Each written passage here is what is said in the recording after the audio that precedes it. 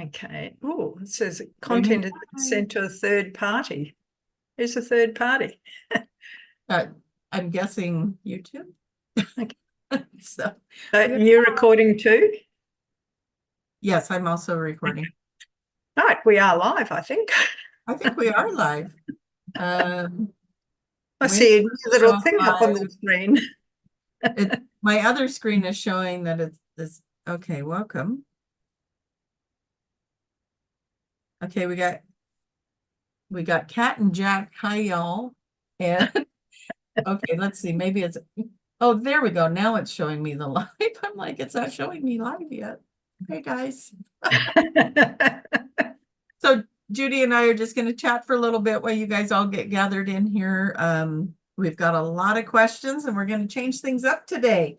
Judy is so excited about that. I'm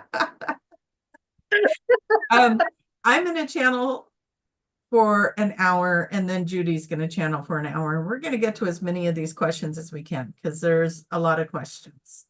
So if you guys all come on in here. That'll be fun to have you guys with us here live. And I love this. One of the listeners is, why am I here? And I actually was thinking that was a question that we were oh, we're not taking questions live. Okay, so you guys were all very nice and you sent us the questions. We have them and we're ready for you. We're going to do this. But before we do, I'm going to talk about Egypt and the one coming up in January. And Judy, you have a level 1 companion class coming up. Is that correct?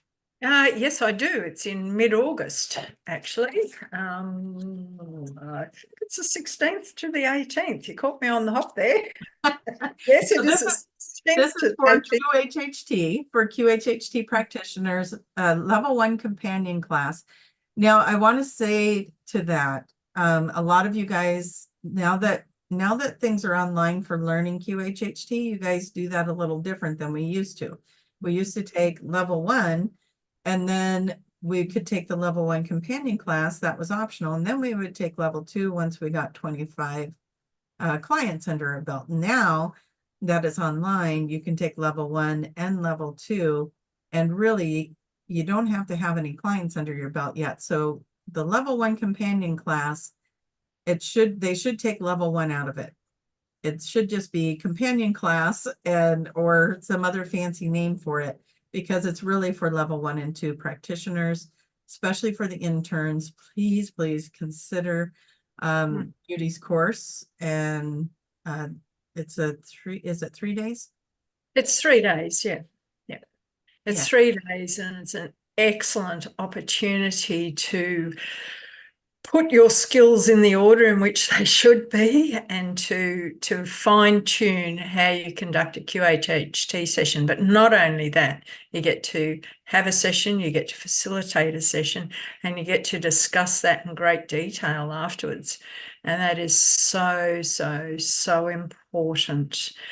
The results from doing a companion course in confidence in people going out and doing sessions is amazing. So strongly recommend that you build that into the whole process of studying QHHT. And, there's plenty of practitioners around the world that are offering the course. It's only conducted by level 3 practitioners, but they're happening all around the world. Yeah. So QHHTofficial.com is where you would go to find a companion class. I'm going to take level 1 out. I'm going to do it my way.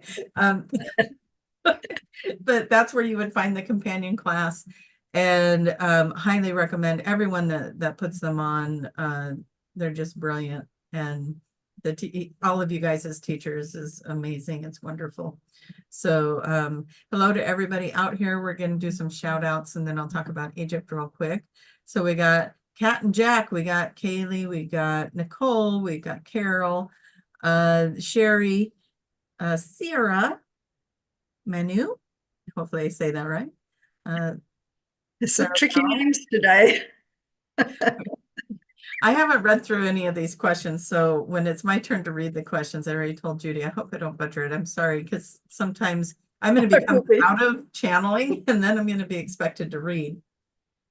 So it's spiritual disco. Woo!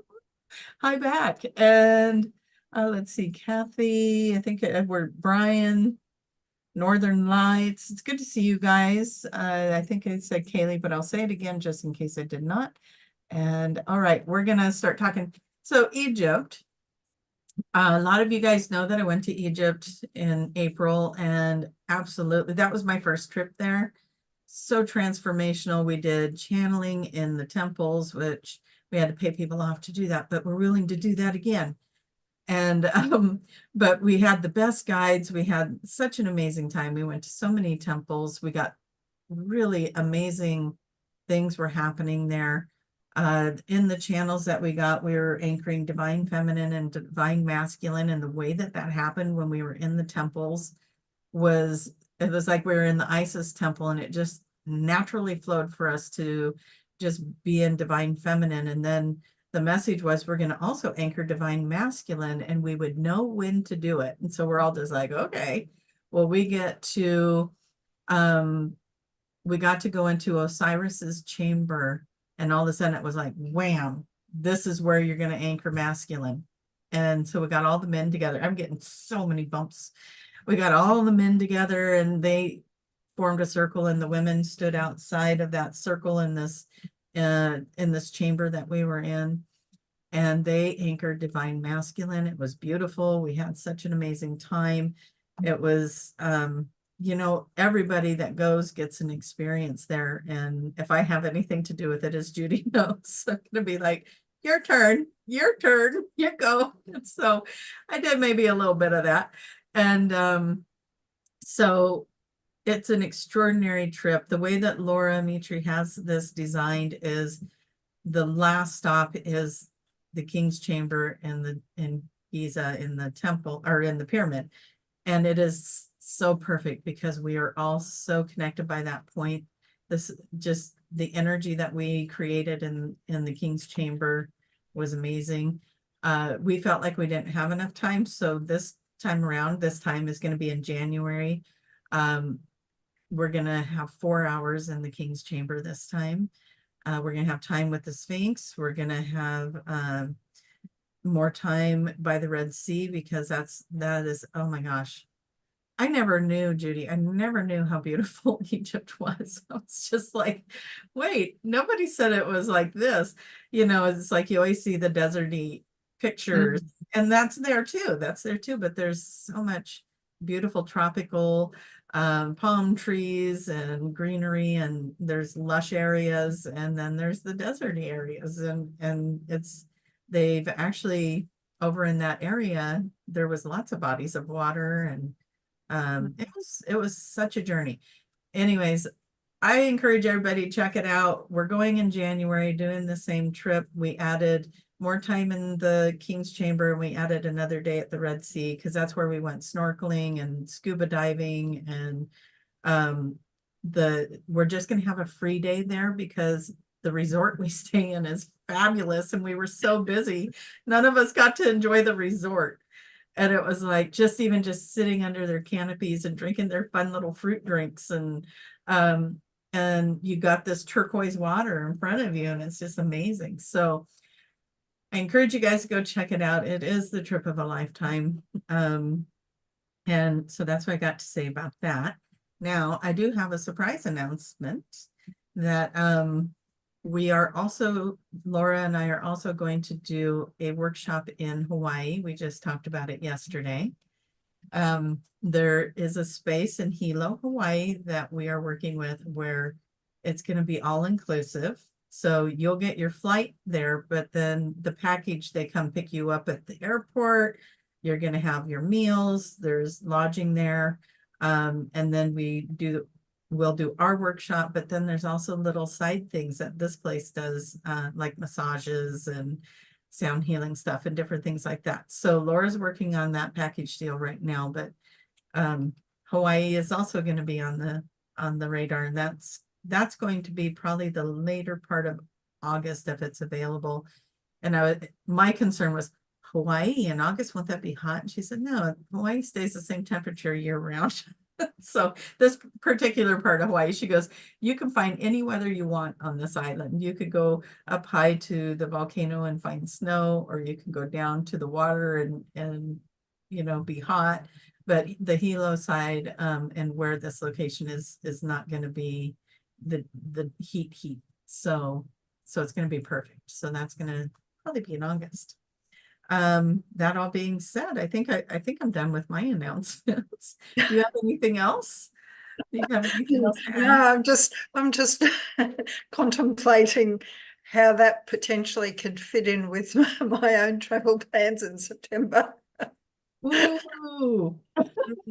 So very nice, wonderful. All right, so we've got quite a few people listening right now, so I guess this is where we could plunge in. I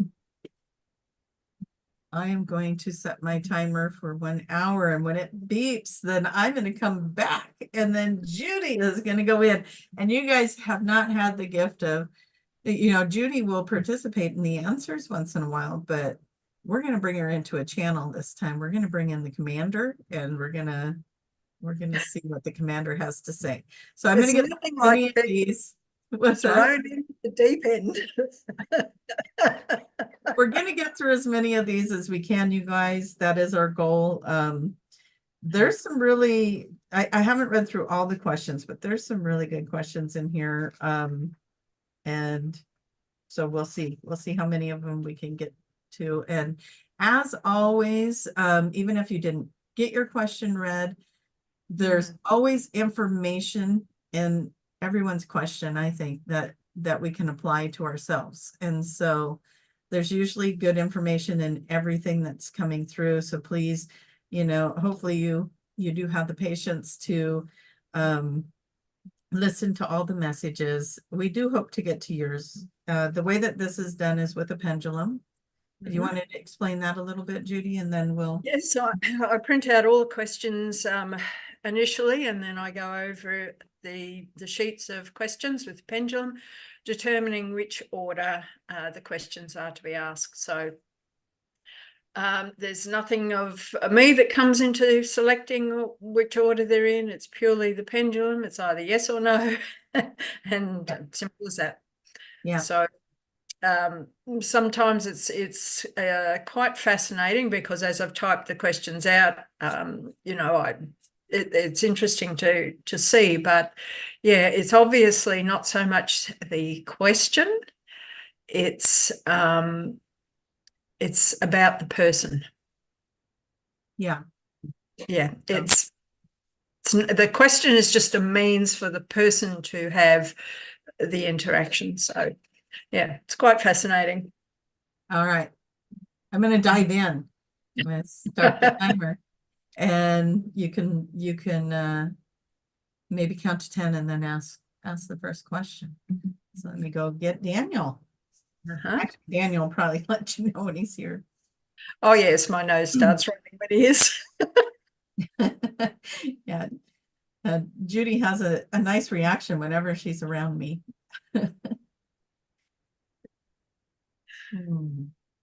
Welcome, everybody. Thank you for being here, and thank you for all the patience you have had. It's been a while since we have done this with you. We're excited to be with you here today and to share in this energy. And we appreciate each and every one of you that took the time to ask your questions. And we do want you to know that even if your question does not get answered on this live feed that we are doing today, that we are whispering those answers in your ear. So even if you do not get your answer here, we want you to listen, ask your question, and listen for the answer. And just go with the thoughts that are popping into your mind, because that is how we communicate with you. All right. So we're excited that we get to play with the commander today. And with that, we best get started so we can get as many as we can. Well, thank you, Daniel. So pleased to be on here again with you. And I'm sure the audience has been eagerly awaiting this opportunity because it's been a long time. Well, it feels that way. Anyway, the first question is from Cruising Angel, who would like to know what happens to all the animals, birds, sea life, etc., when the Earth shifts into the fifth dimension. If they shift, and they say, if your answer is they shift as well, are there still animals left on the old Earth? Such a juicy question, isn't it? But if you think about the animals, if you were sitting there petting your kitty cat and you're watching TV and all of a sudden the cat is looking up and it's seeing things that you can't see. It might see something up in the corner, or it's like the babies, right? The babies will see things too that the older humans cannot see. And it is because they don't have a veil. So when you ask if the animals will be going into the 5D, yes, they will. And they may already be ahead of you with that, because animals, the animals are not subjected to the same type of, how do we want to say this? Their souls aren't on the same kind of journey the human soul is on. They're here to help with the experiences that the humans are having. And they are not experiencing life the same way humans are. They are more primal in what they are doing. They're more innocent in what happens in their lives for the most part. So yes, the animals will be waiting for you, is how we want to say that. They will be waiting for you there. And will there be animals in a third dimension? Well, there's always going to be a third dimension. There's always going to be a first, second, third, fourth, and so on. And you are just raising your vibration and your planetary system out of the third dimension. It's time for it to grow, just like when you go to school and you pass first grade, you go to second grade, and second grade, you go to third grade, you see. And so just think of it like that. You're graduating third and fourth grade and going into fifth grade, right? You are moving through these different dimensional pockets. And so there will always be a third dimension. There will always be duality. There will always be a place for that to play out.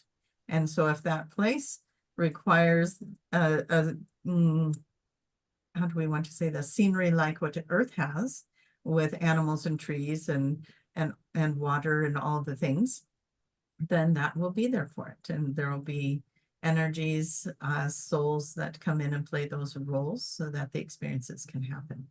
So yes to all of it. Is that maybe how we want to say? Yes, it's going to, they evolve with you, they move with you, but also there will still be some that come in to experience and give experiences in the third and fourth dimensions. Do you have anything to add to that, Judy? Did anything come in for you with that question? Only that they will basically, yes, I'll always be in that third dimension, assisting. Assisting is those that need. Yeah, they're assisting. Who doesn't elevate when they pick up a puppy, right? And who isn't exactly that high vibration when their little fur babies are greeting them at their door? So yes, they are here assisting. Very good way to put that. Okay, the next one is from Sanya, who works in a wildlife park, and she says that she operated on a tiger a couple of days ago. It stopped breathing, doing CPR, etc. And she had a thought of looking at her hands and the thought of healing hands.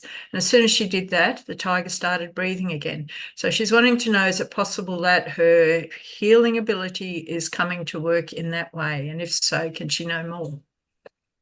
Absolutely. And thank you to the tiger for being such a great teacher and for giving you the opportunity we're feeling the gratitude of the tiger coming through too, for giving that opportunity for you to activate and to see and experience what that activation could do for you.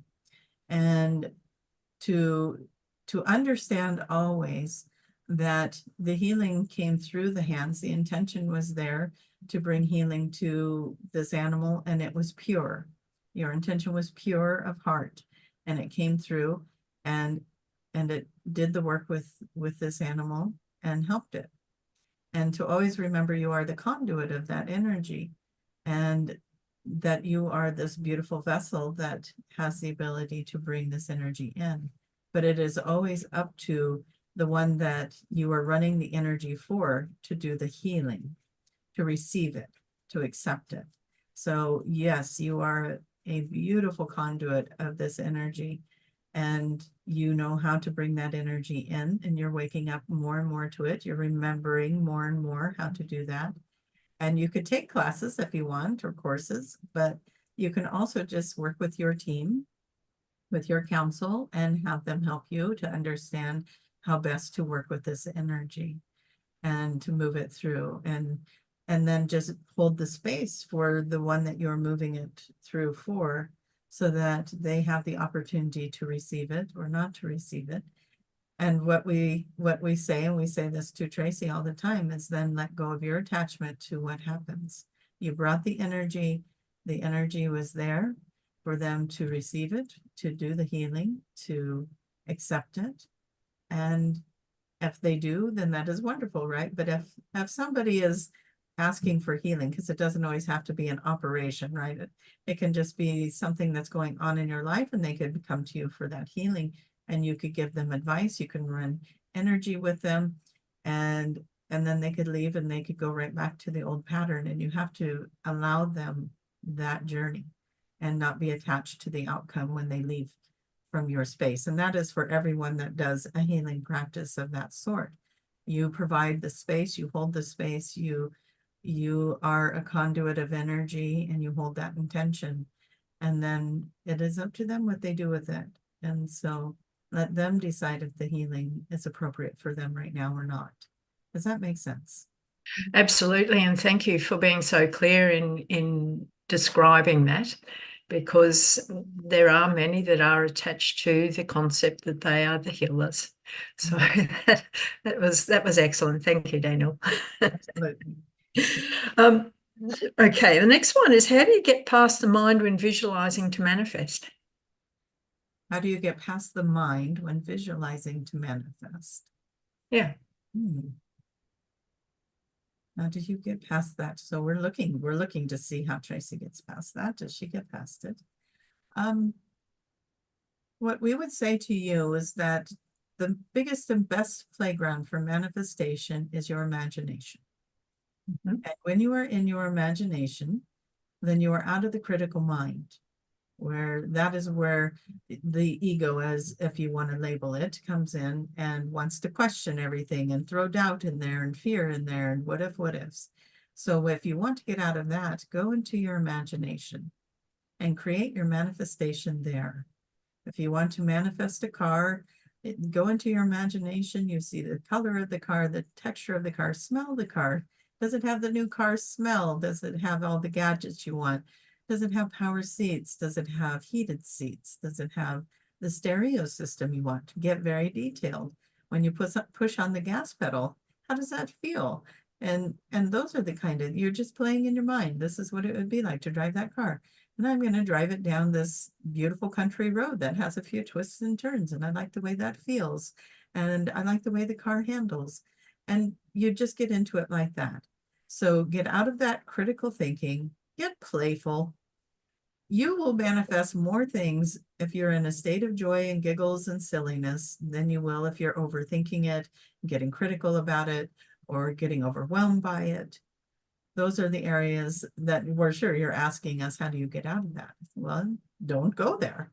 Don't go there. Go to the place where it's fun and happy and silly, and you're enjoying it, and you're having fun in that manifestation of it. You're seeing yourself celebrating in that space for the manifestation of your desire. And we will go into one of those lectures again. If it is a relationship you desire, please hold the relationship and the way you want the relationship to be. And don't put a face on it. Because if you're saying it has to be a certain person, you're guaranteed to go down a different path. You're not going to probably see that manifestation the way you want it, because you're going to have a different lesson to learn.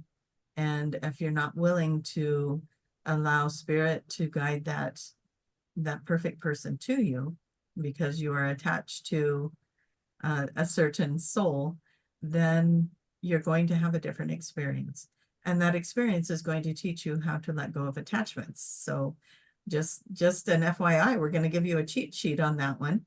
And know that when we can allow things to flow and be in that silly playfulness of the energy and put out what our desires are, then the universe can play with us and bring us energetic matches to that.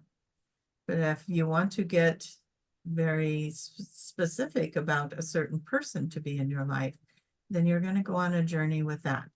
And that's okay. It's not a bad thing. It's just that's going to be your experience. And you may not feel like you're manifesting exactly what you wanted, but you are, because you wanted that person. And so you're manifesting experiences with that person or about that person. And even if that person isn't on board with the relationship, you're still having experiences with the energy of that person because you are having that exchange of desire. So don't judge it, just move yourself through it in whatever way is best for you. And if that's where you need to be, then that's where you need to be. Don't worry about it. It will change when it is supposed to change, and when you've got the lesson that you were supposed to get from it, then it will shift. So hopefully that answers that okay, but go be playful and have a good time in your manifestations.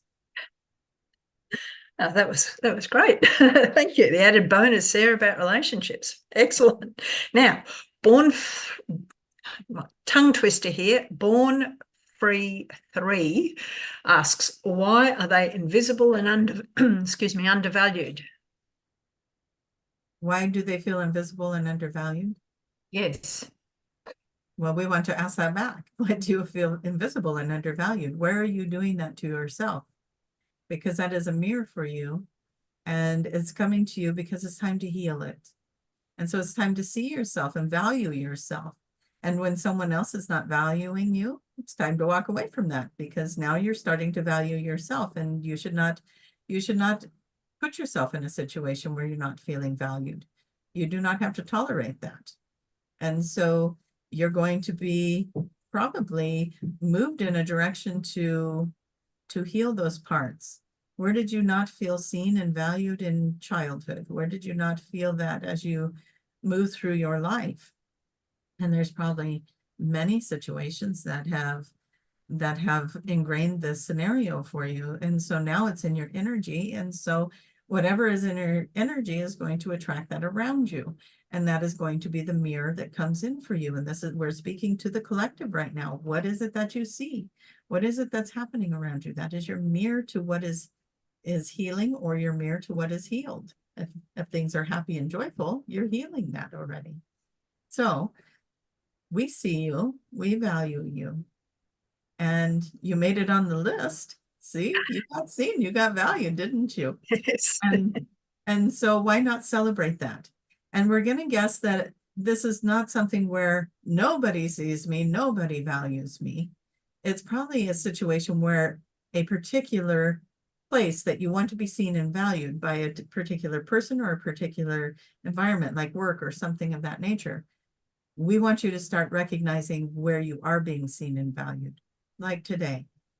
And maybe you go to the grocery store and somebody opens a door for you. They're seeing you, they're valuing you. Start recognizing it. Start seeing where you're being seen and valued, and quit discrediting yourself because you desire it to come from somebody or something that it's not coming from. It is time for you to see and value yourself. And when you do, then it will no longer matter to you if this other person or place sees or values you. It is not important anymore. And that's probably when they're going to see you. But right now, it is important for you to see yourself, to value yourself, to love yourself, and to know that you are worthy, you are grand, you are amazing, you are powerful, you come from the stars, you are here to light up this world, and you are here to do great things. So it's time for you to see that. And that's what we'll say to that person. And thank you, Born Free 3, for asking that question, because it applies to probably just about everybody in some part of their life. So excellent. Yeah. Okay, Rad Dad asks, why is there so much mystery and conspiracy around ancient Tartaria? Did it play a role in Yeshua's incarnation? Well, there is mystery and secrecy and all kinds of things in all your history. Yeah. So yes, all of that. What does your gut tell you? Because we're going to say we could give you an answer here today to that question, but what timeline, what journey are you on with that?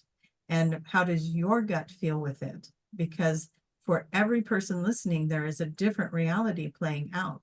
And your reality may have come from the timeline that shows exactly what you just said to us, that there is secrecy and hidden things, and it has to do with Joshua. And the stories of Christianity or the journeys of Yeshua, to make that a blanket statement, it is not going to be the same for everyone. Everyone is going to experience that a little differently. But that goes for everything in your history, everything that you believe to be true, all the constructs that you have. It is, how is that affecting you where you sit in your reality and your belief systems? And so that's kind of going to be a bigger, broader statement or answer for you, is that if this is resonating for you, then it is true. And if someone else heard that question and it didn't resonate for you, that's okay. Your reality is also true for you and the journey that you're on and the timeline you came from. And so do you want to add anything to that, Judy?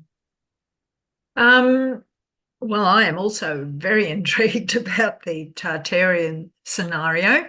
And I think we all need to delve a little bit deeper into our memories via whatever it takes to bring that information out, because I think it will be quite astounding. And if everybody has a particular piece to the puzzle, then it can be all put together. But it's very interesting how there is And no.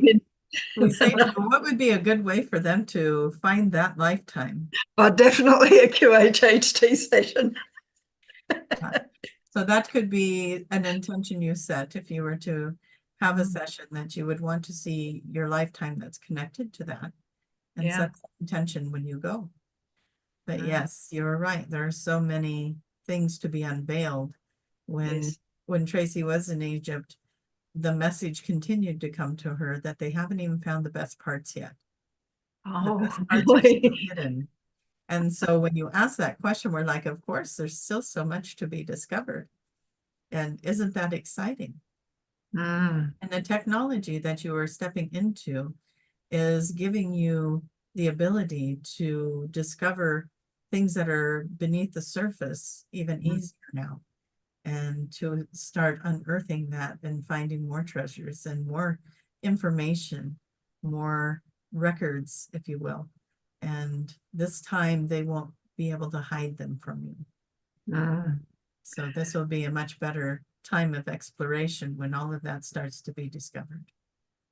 It's very exciting. Okay, moving along. Rachel asks, how do you find out who your guides are? She says so many people know and she doesn't. She has an issue where she cannot see images. So when she meditates, she can't tell if it's guides. It just feels like the Holy Spirit. But she just doesn't ever feel like she's connecting to a team or specific guides. We're just enjoying her energy right now. And the number 7 is coming to us, that there are 7 spiritual guides on your council. They range from anywhere from the angelic realm, the master realm, and you have some starseed guides with you, meaning they came from, we're seeing Sirius and connection to the Lyrans. So if you find yourself fond of the kitty cats, that could be why. And we're sitting there going, where's your Arcturian? No. But we do feel like there is that energy around you as well. And you have access to as many things as you want to have access to, but this is your team, and they'll be with you. They are with you. That's the energy you're feeling. That feels like the Holy Spirit coming in. Their love for you is very strong. You are very connected to Source. And so when you set the intention, that energy comes in around you. Part of why the mystery of seeing, right? The mystery, I can't see it. Part of what happens is you are drawing in white light around you, and the white light is like a veil that keeps the mystery alive, right? And it's been protecting you and keeping you safe, this white light veil that is around you. But you could ask to see beyond the veil, and remember, it is that imagination. That is how that is communicated to you. And when, like we were saying in the beginning, if your question didn't get asked, sit with that and ask again. We'll whisper it to you. We are in your thoughts. We are those thoughts that come popping in. And so remember that those thoughts will come popping in. And remember also that you're not seeing things with the physical eye. You are seeing them with the mind's eye or the imagination. And sometimes people think they're going to see things like a video, like a movie playing in front of them, but it may come in flashes, it may come in a knowingness, it may come in many different ways that they're not expecting. And so when anybody is working with this, wanting to develop the third eye, we say to you, make it up. And isn't that what they say? Fake it till you make it. Make it up. Where do you, if you were to say, okay, I'm going to be standing on a beach. Does everyone know how to stand on a beach? It can be any kind of beach, anywhere around the world. You've all seen at least a picture of a beach if you haven't been on one. And imagine you're standing there on the beach, and then a door appears in front of you, and you've got the door jamb and a door, and it's just there randomly sitting on the beach with you. And you're going to look at the color of that door. What color is that door? Now, if you're fighting that right now, then you're getting into your critical mind thinking you need to figure it out. So what we want you to do is we want you to make it up. If you're like, I don't know what color my door is, and say it's a brown door. Okay, don't make it harder than it is.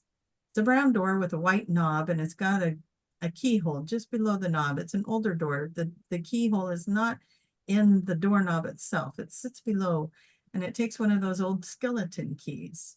See how fun that was? I just made it up. When I open the door and I step through it, I step into winter. Winter is around me now. It's snowing, and now I'm in the mountains, and now there's another door. And this door looks like a door to a cave. See, we're just playing and we're having fun, and we can just keep going. And so we want you to play with that. We want you to develop the third eye and get out of your head about, I can't see it, I can't see it, I can't see it. You can see it. You can see your kitchen. You can see your toothbrush where it sits in your mind's eye. It's the same thing. And so find the things that work for you and get into the imagination and start affirming, I can see, I can see. I'm very visual. Start doing that. Just, I'm very visual, I can see, because we know it takes practice and things will shift, and then your mind will open up and you'll be able to play in that imagination. And then you'll be able to have fun with those guides. You'll be able to go, okay, I want the Arcturians to take me to Arcturus. I want the Syrians to take me to Orion's belt. I want to see them. And then you'll just be able to start imagining and having fun and playing with that. And we spent some time on this because we feel like there's a lot of people that struggle in this area, and they get in their own ways with trying to figure out, how does that look, instead of just being in the playfulness of it, and start making it up. Those ideas are coming from somewhere. And don't get in your way with that critical mind. Let your mind be in that escaping place where you can just have some fun. Do you want to add anything to that, Judy? Yes, I would like to add something. So I'm just drawing out a couple of words out of what she wrote there, which is, I don't ever feel like I'm connecting. How about shifting that to, I am always connected? Your words are very powerful. Mm. Yeah, they can change the way you experience this world just by changing the words you're using. Yep. They carry energy. Yeah, beautiful. Okay, let's do the next one. The next one is from Central Purr. I like that name. And you just mentioned about the Lurins before. That's right. Now we're getting the kitties right up and personal with us. Yeah. Absolutely. Who says, I'm pretty curious as to why I have so many issues with water leaks in my apartment. It affects the apartment below more, but seems anytime a leak is fixed, a month later, a new one appears. The leaks. Well, water is usually representation of the emotions. And one of the things we would have you look at is what part of the house or this apartment is the leak happening? Is it a particular room? Is it a particular space? There's something there for you to look at, and you know that. That's why you're asking the question. And so asking, where is this emotion, this overflow of emotion coming from? And you are the one experiencing it. So we don't want the answer of, oh, it's the apartment above me or the apartment below me. It is, you are the one experiencing this leak, and it is part of your life right now. It is showing up, it gets fixed, it shows up again, it's still there. So as we look at that, we'll just put a little energy there and see if anything wants to. We're asking the leak, why are you there?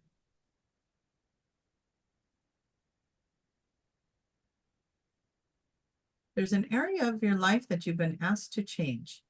Your higher self, your counsel, they've been trying to get you to change and do something different. And they're saying, you will know what we're talking about. We don't have to bring it to light on a live broadcast, right? But you will know what we're talking about. There is something that needs to change. And it could be the way somebody's treating you. It could be that you're in a job that you want to move out of and do something else that feeds the soul. It could be a lot of things.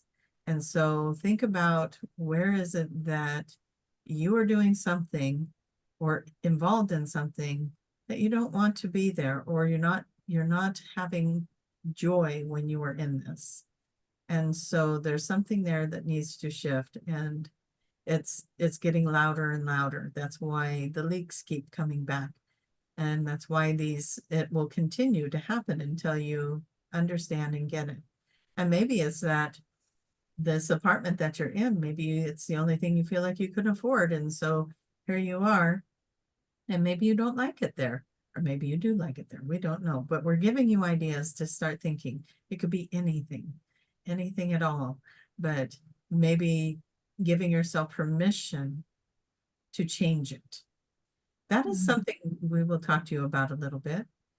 How many times have you gone somewhere? Maybe you go to the store and you're walking through the store and you see something you want, and then you say, no, I can't afford that, or I can't do that. And then you see somebody else that's just loading their cart up, right? And then it makes you feel even worse about not being able to indulge in such a little treat. And we want to say to you, where is it that you are not giving yourself permission? And so this is what we want you to do. Next time you go to the store, if this applies to you and you see something, give yourself permission to put it in your cart. Give yourself, even if you're online shopping, you can put it in the cart, right? Give yourself permission to put it in the cart and then leave it there for a little while. And we guarantee you it will change. You will go through this thing where you'll be like, oh, I'm giving myself permission. I really like this thing, and I'm going to put it in my cart. And I'm going to let that sit there for a little bit. And if you're in a physical store, you're walking around for a little bit. And by the time you're at the check stand, you're thinking, you know what? I don't even think I'll use that much. I really don't want this item. But you just needed to give yourself permission to have it so that you didn't feel the lack. And you may decide to purchase it. You may decide to put it back on the shelf. But give yourself permission. Give yourself permission to take a trip. Okay, I've been wanting to go on this trip. I've been wanting to go to this place. Well, give yourself permission to do it. Pick a day, put it on the calendar. Give yourself enough time that you feel comfortable where it's sitting on the calendar, and give yourself permission to start working towards that. And then maybe you actually will take that trip. What steps would I need to take to actually take that trip and be there and go do that thing? Start giving yourself permission. That is a manifesting technique too, by the way. It's when you're in that repressed state of, oh, I can't afford that, or we can't do that, or that's too much right now, or I'm too busy to do that, and I'm too busy to do this. Where is it that you are getting in your own way? And so give yourself permission to make the changes that you want to make that will bring more joy into your life. And we think the water leaks will go away. So see, we brought it back to the water leaks at least. So anything you want to add to that, Judy? Just very simply, the two words, the transmutation energy. So got to shift something. Shift. Okay. Shift. Okay, the next one is from Marian. She's in Sweden, and she is feeling strange a lot, feeling dizzy, having very poor sleep. And she wants to know what she can do to solve this. But she also wants to talk about a very strange event that happened one day. She was out walking and there was no traffic, just a couple of cars, and suddenly there were cars everywhere. It felt very, very odd.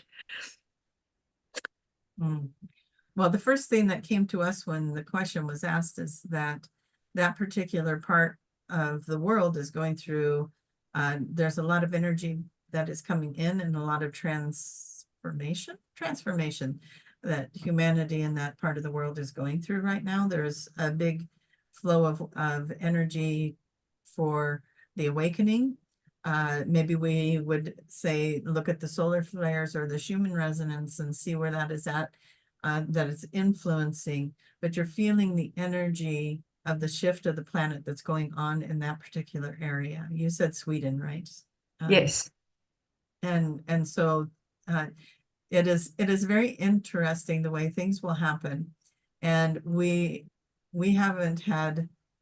get clients from all over the world to do sessions and with Tracie and I.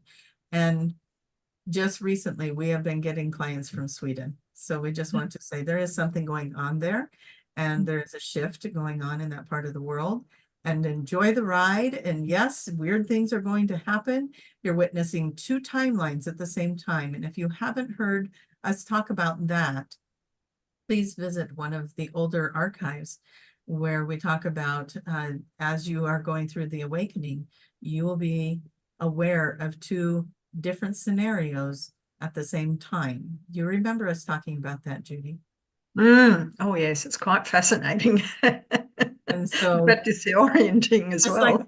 Just like what she was saying, there was traffic in one timeline and no traffic in the other timeline, and she remembers them both very clearly.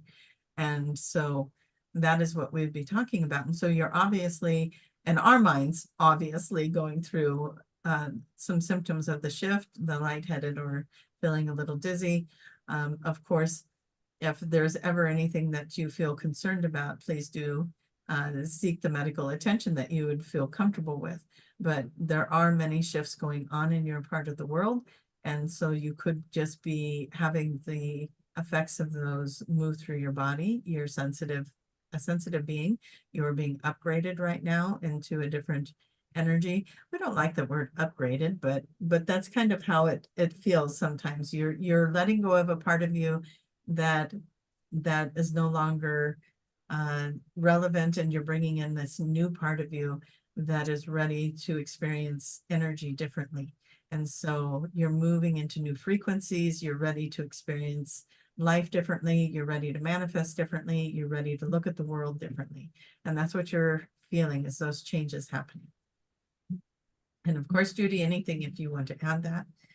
No, it's pretty par for the course, isn't it, of what's happening everywhere for many people. So don't be too concerned about it. It's just you're flowing beautifully with the energy. Just take some adjustment.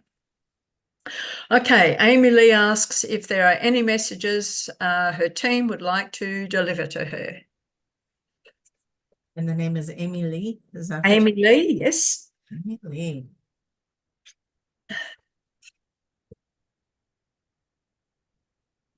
Takes us a second to find your energy and ask then the council, do you have anything for Amy Lee? They're trying to speak to you in your right ear. The right ear may at times feel plugged if you're in resistance to something that is coming through. Please quit doubting yourself, quit doubting it, and you are getting information. Start journaling, please. Start journaling that information, and then you can read it later and see what you think about it. But in the moment when the information is coming through, if you could just sit down and write down whatever thoughts come into your mind, just write it down. Like, what if this was an angel giving me a message? What would an angel say? And just start writing it down. Anybody can do this, by the way. And you just start writing it down. And what do you think an angel would say to you? What do you think your guide would say to you? And start writing it down when you feel like there's information that's coming in. And there is a shift, a shift, a transition. Transition. We're trying to get the word right for you, sorry. As you put the energy into watching your videos, reading your books, being on your ascension path and loving yourself and getting to know who you are going to go through a shift or a transition, and a part of you that has been ready to come in is going to come in. And there will be a great remembering with that. You're going to start remembering some of your gifts that you haven't already remembered. And so we feel like you already know about some of the gifts, and that more gifts are going to come in. And we feel like this message, if it's resonating with anyone, please take it. If you're doing the work, you're going to get a shift. And we had talked about, and maybe not with this particular group, but we had talked about the children of the sun coming in. And then over the time in Egypt and over the time in Sedona that Tracie spent there, the sun god Ra came through. And so these are children of the sun god Ra, and they're coming from different dimensions through portals of the sun, and they're coming into this world. Now you've had one wave of these children come in already, and this is a second wave. So just like Dolores talks about the 3 waves of volunteers we have continued waves of volunteers that have been coming in. The new children coming in now, they're going to be in their infant stages right now. And the ones that are soon to come in and join this planetary system, these angel babies is what we want to call them. They're bringing in a remembering of psychic powers that you may not even know you could have had. Psychic powers that humanity may not even be aware of. But some of those powers are going to be heightened telepathy. You're going to have the kinesiology, is that what you call it when you're moving the objects? You will be able to levitate. You'll be able to do some of these things. Now, this is the children that are coming in. They're going to be leveling humanity into another really big leap into that 5th dimension. And in the 5th dimension, you're going to be able to do things, even maybe teleportation. You might be able to do, you get the picture. And so you're moving into these new parts of who you are. So do your work, study, learn, go in the direction that you're feeling pulled to go into, listen to the videos you feel pulled to listen to, and let go of any, if you feel like you are in any form of limitation, let it go. When you go into meditation, if you are not just going out into expansion, then that is a limitation. Don't feel limited by the body move your energy up and out and explore and be in that expansion of humanity. Be in the expansion of your higher self. Be in the expansion of this multidimensional and quantum fields of who you are. There's so much more to you. And these children are bringing in that information, and they'll be sharing it. It'll start blowing people away. They're going to start talking about these things. They're going to start showing it. If you're one of the people that have one of these children, don't be surprised if the baby's holding on to something that was across the room, and when you weren't looking, they were able to move that object to them. Don't be surprised if these things happen. You're entering into a new world. And so that's what we have. That expanded it into a group message for everybody. We're all getting ready to receive things in a bigger way, and be excited about it. Be in the joy of that. And don't get frustrated with it. If you're like, it's not happening yet, don't do that. Just be in the joy of knowing it's coming. Okay? All right. The next one is from Kathy, and it's another sleep question. And very concerned about not having enough sleep and feeling that time is running out, and she doesn't have enough time to get everything ready, and it's getting really exhausting. She's asked for assistance in sleeping, but it's just not happening. What more can you tell her about this? Well, time as you know it is running out. Time in the third dimension is running out. It is not something that's just going to happen at the snap of the finger. You are all aware that you are going through this shift, that you are in this transition, and time will be experienced differently when you leave the third dimension. One of the experiences of third dimension is time. And so what we have to say to Kathy is relax, relax. Wherever you are going, it's fun. It is fun there. And your expansion there is going to be, it's going to be worth it. As to why are you not sleeping?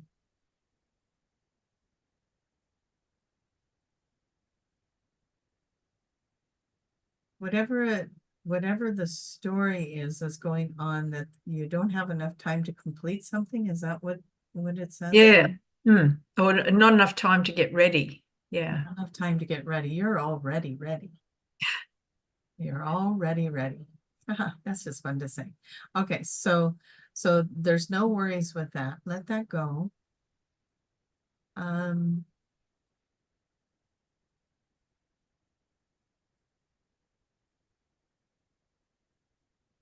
It's interesting. Okay, so here's what's happening that we can see, and only take the parts that feel right to you. And we say that to everyone that gets the reading or is listening. Only take the parts that feel right to you. But Kathy, it feels like a lot of changes have happened in your life, and that you are ready to release a part of you. And this goes for a lot of people right now, because if you can't bring the worn out version of you into the new world, right? There is a part of you that came in to do all the work, that came in to ride that wave of all the uncomfortable things that you did throughout your life. And it was setting the path for the big shift to happen. And then you say goodbye to that part. You honor that part. You love that part. And you thank it for all the work that it's done to get you to this part. And it's still you, and it's still your soul, but you're going to let that other part that worked so hard rest. Remember, people say, retrieve that aspect of you, do the inner child work, and go to the traumas and get the things where you fragmented off, and you're retrieving those parts of you. This is kind of the same thing. This is a fragmented part of you that endured. And now it's time to shift the energy. And you don't want to bring the old patterns with you. You don't want to bring the old stories with you. And so you're going to let that part go rest. And it's going to recover, and it's going to the healing space, if you will. And then you're going to have another aspect of your soul. It's still you, it's still your soul, it's still your personality, it's still your memories. It is you, but it's a new shiny one, like you just went and got some new clothes, but it's still you that's wearing the clothes. And now you're going to move forward with all the knowledge that you gained from that other part of you that did all that work. And that part gets to go rest now, and you're going to go forward. And so I think that might be what you're feeling. I don't have time to get ready. You are already ready.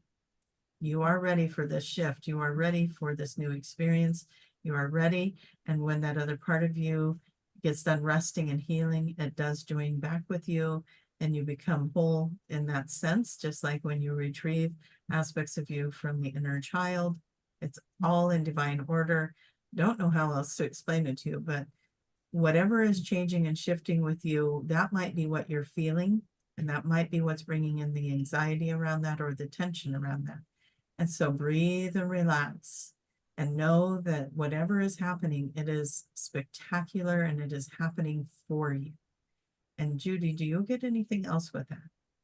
Yeah, well, just as you say, everything is in divine timing, and because everything feels to be accelerated now in comparison to earlier parts of our life, it is disconcerting. It does create anxiety, but it is absolutely perfect.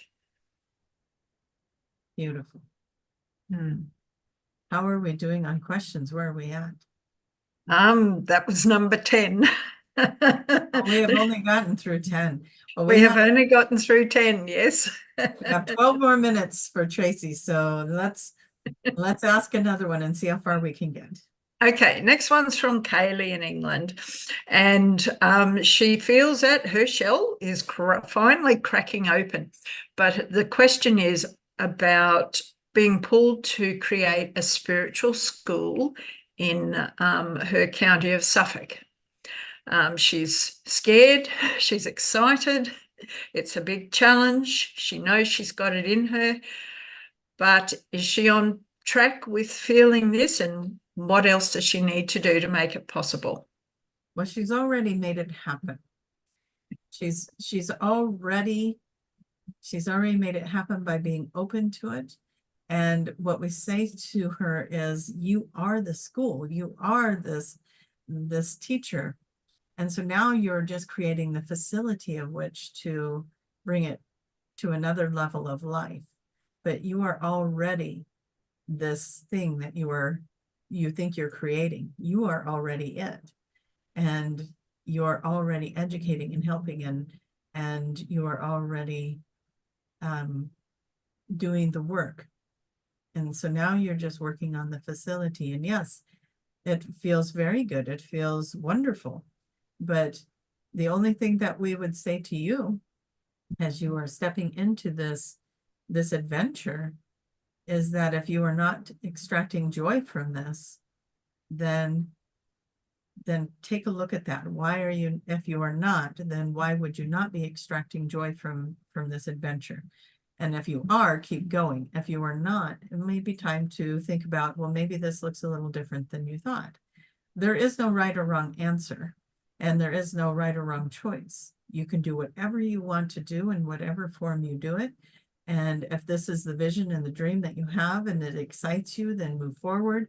And if it overwhelms you, then find out, why is it overwhelming you before you move forward, because we do not want you to fall into it causing stress and anxiety and fear, because those are not the energies you want to be in when you're creating this healing space and this place of learning. So stay in the joy and stay in the excitement. If that does not feel like that is the frequency you are in, step away for a little bit and go find out why. And then you can come back to it. So that's what we're going to say to you in this journey of creation, because it is a big project. And now we're not saying that you won't have stress in that project, because you are creating something big. But if it is robbing you of your joy, then it's time to reassess what it is that maybe you want to be creating here. We ask you to think about, what is the goal? What is it that you would like to have happen in this place? How do you want people to feel when they're there? How do you want to feel when you are there? Really think about what you are creating energetically as you put it into place. And we will see if Judy has more to add to that. I know how excited she is to do this, and she has done a huge amount of work in the last couple of years to move her in this direction. So go for it, Kaylee. Yeah, just very look supportive. at Very yeah supported. yeah just look, as Daniel says, just look at those areas within yourself that are holding you back. Recognize what they are for and from, and work through that, and you'll fly. Yes. It's just like you are building it, it is also building you. You are going through these experiences and learning and growing along the way. That is the way the world works, isn't it? You are always learning, you are always growing. And so it is a mutual thing between you and this project. You are growing together. Absolutely. All right. Okay. We have time for one more, at least one more. Okay. A lovely name here, Laura Borealis asks, how does awakening to your true self and enlightenment and channeling ETs and other beings fit together? Is awakening only a part of the bigger picture, or the other way around? We're going to have you read that again because we did cough. And so we missed a little piece of that. And so please read that again for us. How does awakening of your true self-enlightenment and channeling ETs and other beings fit together? Is awakening only a part of the bigger picture, or is it the other way around? Well, awakening to your true self is just that. You're awakening to that you are many, many things. How does that relate to the channeling? You're channeling other aspects of yourself from other places and all around the universe and multiverse and the galaxies. You are threaded and connected and corded to these other parts of you because they are you, these beautiful beings that you bring through. We are part of Tracie. Daniel and Tracie are both aspects of the same soul, and that is how the channeling works for her. And she also gets channeled through to Arcturus. When Daniel is there, he will channel Tracie through and bring messages to the Arcturians from the human. And so you're connecting to other aspects of self, other lifetimes lived and coexisting at the same time.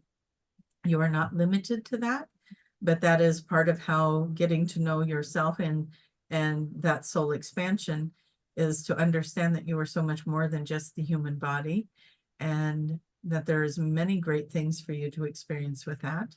So not to limit it, though. There are no limits. You also can communicate and talk to many other forms and many other star beings that are out there that are not aspects of your soul, but are still able to telepathically connect as you understand your gifts and your abilities to be expansive in that way.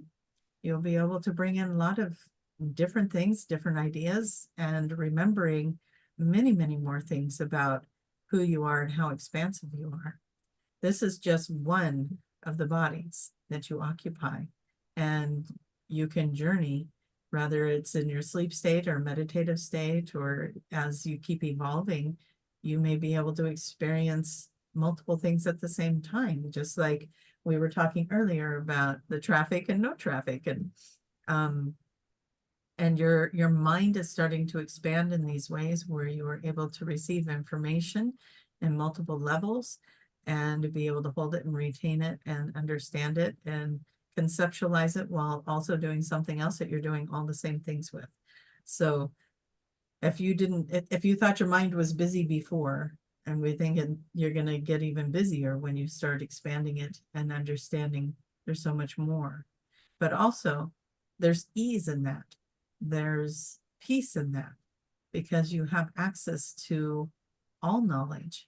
You have access to the Akashic records, if you would. And so there is a little bit of relaxing in that, a little bit of peace in that. You don't have to keep thinking about things all the time because you have access to them when at any given moment, whenever you want it. And so as it seems big and expansive, it is also going to bring more peace of mind. Anything to add to that, Judy? Yes, it's part of the bigger picture. Mhm. Awakening a mind-boggling bigger picture. So, beautiful. All right, one more. We've got one more is from Ascending Aquarius, who's says at the pinnacle of a relationship cycle, and is trying to be as self-reflective as possible, working hard to gain back energy in the solar plexus, so taking back power, but feels that there's something missing. So the question is, what is that's missing or not being seen? That was a lot of words. Okay. At the pinnacle of a relationship, say that part again. I'll read it exactly. At the pinnacle of a very karmic fated cycle concerning relationships in her life, in her life.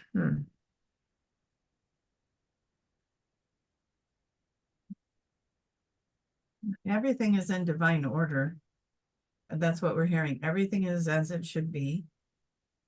Be ready. There's many people that are, as they evolve, as they grow spiritually, the ones that were there serving them to help them with their lessons, to jump into the self-love and self-care, and to give yourself the love and compassion that you've been given to everybody else.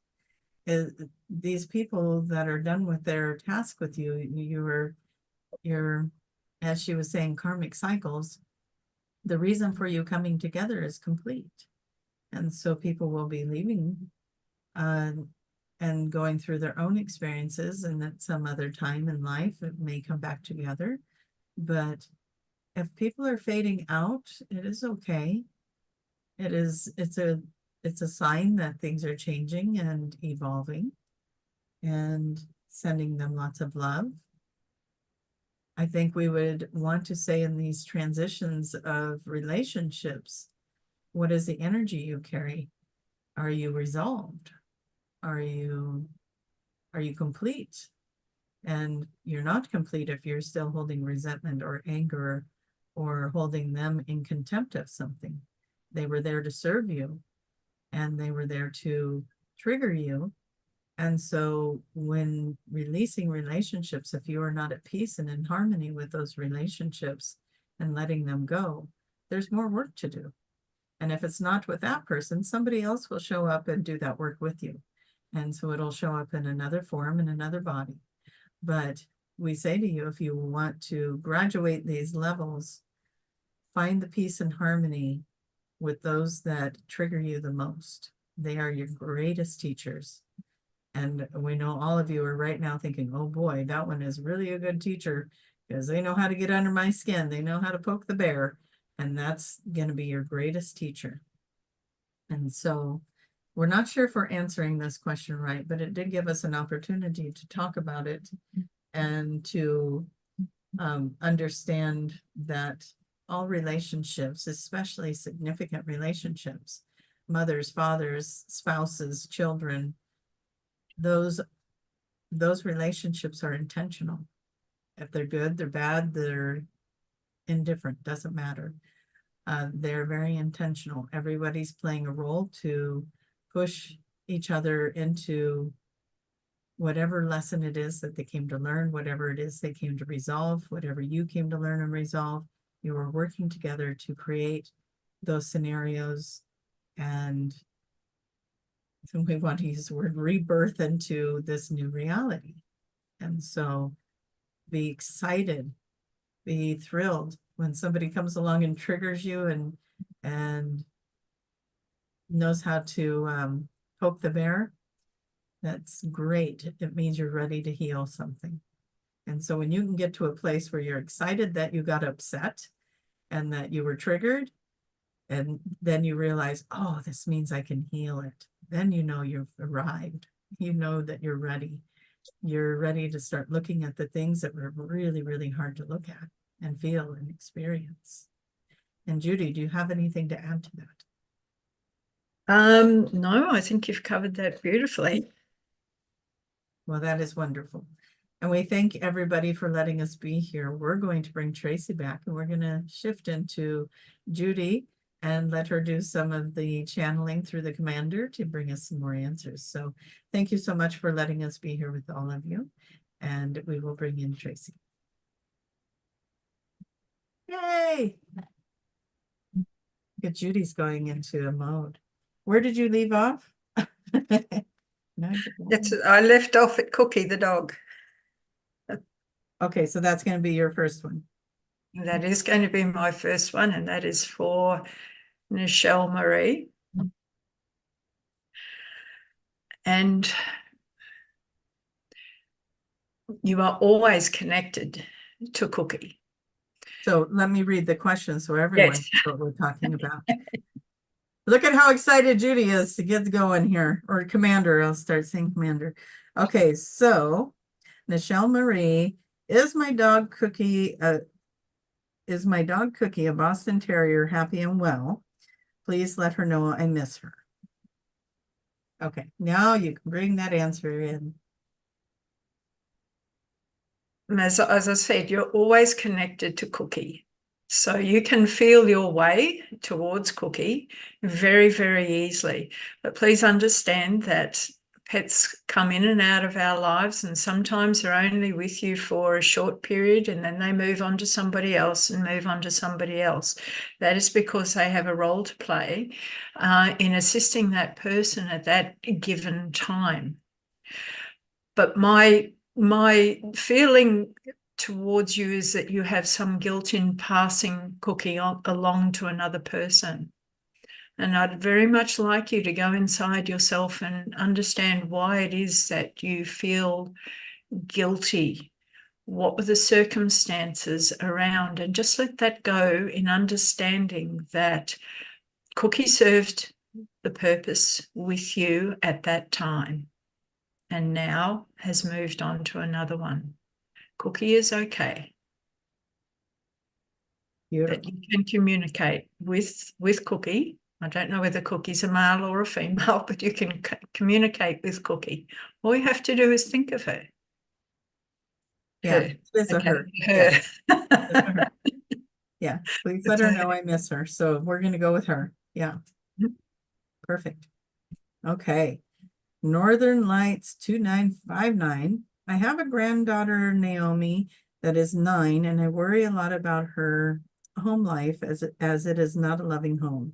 I do my best for when she visits me to provide a safe, peaceful place full of love for her in my home. But is there anything more I can do? How much do I share about our ascension with her? I have no idea how to even go about this. Thank you so much. Well, in providing her with that safe and loving environment, you're doing far more than possibly what you can even comprehend. But what is coming through is to take time and sit down with Naomi and draw and let her express herself, her concerns, her fears, her worries, her joys through the drawings and see into those drawings. You draw with her as well and just talk, just use the drawings as a means of generating the interchange and the exchange of concepts. And it might be something just very, very simple. You know, maybe you incorporate in a drawing that you do a spacecraft. You know, just little things like that. Maybe you can incorporate into your drawings and see how she responds with her drawings and you know, get the conversation about that. But just don't overwhelm. Just let it organically evolve as regards information and understanding and feeling and the bigger picture. It just feels that the drawing is going to illustrate so much more to you about her and what she's coming with and what she remembers, and she'll feel safe in doing that with you. Beautiful. Okay. Moonlight Awakening says, my birthday is on the day of the full moon on June 22nd. I feel the return of the moon goddess inside me is coming back. Does Commander have anything to say about my birthday? Thank you. Have a wonderful, joyous birthday filled with lots of spiritual gifts. Yeah. The moon goddess. The moon goddess, feminine energy arising. I see the colors of blue and green surrounding you. What do those mean to you? How do they create that? How do those colors ignite creativity in you? Sit with that, feel with that. And if you feel the desire to go down a different creative path, by all means explore that, because that is bringing forward that energy that you're associating with the moon goddess. It may be something that you have played around with in the past. It may be something new, but allow yourself the space and time to play with that creative energy. And it can be something so simple. It's the process of doing it, not the result. So as you work in the process, that is when you are bringing forward that energy. Don't have an expectation of an outcome, or don't equate the outcome of what you do to what anybody else does. That's not the purpose. It is a process of using that energy for creating whatever. Love it. I love it. You know, I forgot to start your timer, so we're going to start that now. And be a little mindful of the time. You've done 3 already, so we'll take a little time off. Thank you. Sorry, guys. I had too many jobs, I guess. Too many jobs. Okay. Next question. Jen likes cats, 8294. It's she's saying it's called wrong planet syndrome at times, and I think there's something missing from that because I'm not sure where that comes in. But the question is, how do you interpret autism? Is it more of a disability that we choose to experience, or a type of soul difference that we've carried through our lifetimes? Also, I've heard it's what humanity is evolving towards, and it's a pre-programmed upgrade some of us already have. What do you see? Thank you. Well, yes, it was slightly out of context, as the questions tend to be quite long, and I shorten them off. Yeah. I was like, wrong. Yeah. So the term autism is referring to the wrong planet syndrome. Okay. No, it's not a wrong planet syndrome. It is these people are different from humanity as we have known it. So it's not so much that they've come to the wrong planet. They have specifically come to this planet in order to bring their gifts, their skills, and their different perceptions of life as we know it with them, in order to teach and to help others integrate to those different skills and ways of viewing things.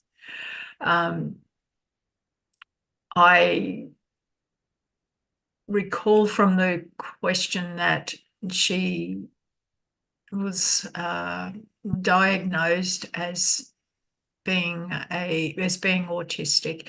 Always remember that terminology is simply a label that encompasses a whole range of things. So it's not important, well, it's extremely important not to get caught up in the label, but to understand your differences and how they present themselves, and be quite joyous about that, because it's helping you to perceive humanity from a different perspective. And there's nothing right or wrong about that. It is simply a different perspective and a different way of going about things. So embrace those differences within yourself and with those around you that have an awareness of being somewhat different to others. Wonderful. Okay. The next one, Marie Z5863, is the solar flash going to heal illness in the body? If not, what should we do to heal ourselves from chronic conditions? Infinite love and gratitude. I think the answer was in the question there. Infinite love and gratitude. Yes. If something's chronic, then it's something that you've been avoiding looking at for a long time. So instead of looking outward for something to miraculously happen, and the way the transformation, the move into 5D is going to be experienced differently by many, many people, the thing is to take the situation now at hand and look at why you have these conditions. Go within, ask the question of your body, ask the question of yourself. Why has this occurred? What do I need to know? And take control of that and deal with that. You can heal yourself. Everybody can heal themselves. It's just getting rid of the belief that you cannot do this. Sit quietly with yourself and listen. You can find out what has caused these issues within yourself and take the appropriate steps with the information that you received in order to resolve that. Everything is turning inwards. So make that your go-to place. Go inwards and see what you receive. Listen for the answers. And it may come in a different form to you. It may just be something random that you hear, or it may be something that you see in the external world, or whatever comes to you internally. But take the steps to do it yourself, because you can. You have the ability, you have the power, you have the knowledge, you have the knowingness of what to do in order to rectify your physical body. Wonderful. Heal it. Heal it, everybody. Yes. All right. I don't know how to say the name on this one. KHALIPHANTLOKO. That's how I'm going to do it. Okay. I'm feeling a sense of disassociation with the world right now. Working set hours behind a computer feels odd to me. Certain systems seem strange to be in. I feel different about my connections, and I have these longing for a home that I can't describe. Can you help me understand what I'm experiencing and how best to navigate this? Thank you. This is not uncommon. Many people are feeling this disassociation because the world as we have perceived it no longer fits with the progression that we are making, the shifting that we are going through. Old things, old systems, old ways of, old beliefs, old ways of doing things are all crumbling as we are emerging into a different existence, a different way of doing things. So whilst it is rather disconcerting to have a foot in both worlds, or both dimensions, if you like, just understand that it is a transitional period for you, and as you move forward, what you're experiencing now will slip away. It will drop off as you emerge into the new way of living. And you'll find that the circumstances around you, the job that you're doing, things will happen that will remove you from that, be it your own decision or a decision that is perceived as not made for you. And you will find yourself moving into an area that is much more harmonic with the upgraded version of you, if you like to put it that way. It is disconcerting. Understand that, but it's temporary, and know within yourself that that will come to an end and something more wondrous, more beautiful, more magical will transpire for you as you, in essence, as you emerge from the chrysalis. Imagine you're the butterfly and you're just emerging, but you just have to go through that sticky breaking through of the, I can't think of the word that the butterfly emerges, the cocoon, whatever. Chrysalis, that's it, the chrysalis. As you've poked your head through the chrysalis, but you still just got to get out of that sticky confinement. And then when you come out, you're going to fly and be beautiful. Absolutely. Love it. Perfect. Okay. Nicole Mitchell, 1999. Is there any practice I need to implement into my daily life so I am not struggling so hard with strong emotions and sensory input? I have grown so much in the past 6 to 12 months, but it's been a wild ride. Well, we can all identify with that. Good and difficult. I am just struggling with too much input and emotions, making it hard to keep in place my new healthier habits. I'm just not sure which one I need to focus on more. That will be the best help. Okay. Sorry, I didn't know that was going to be 2 pages or 2 different pages. So I realized it continued. And so I hope that didn't throw you off when I'm shuffling. But yeah, what's going to help, Nicole? Okay. Firstly, the term input. What is it that you are inputting into your system as regards information? Is it input that generates a fear base, or is it input that generates a feeling of peace and harmony? If you're inputting into your system fear-based scenarios, then simply turn that off. Just turn that off.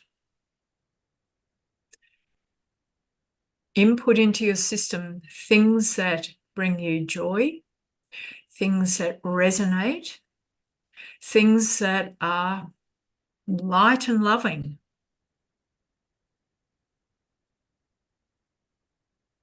The other side of this is, are there emotions coming up in you that you just simply need to recognize and let go?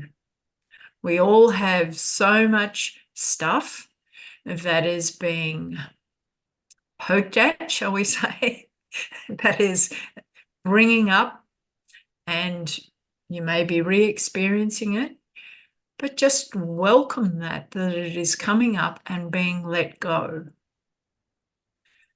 Can be uncomfortable. It can be very confronting, and at times you may want to shove it back down again with whatever you may use to shove those things down. The difficult part is just letting it come out, acknowledging it, and then it will go. You'll find that as you're in this phase, everything will plateau out, will level out, and with the healthy things that you are doing, everything will just balance itself out.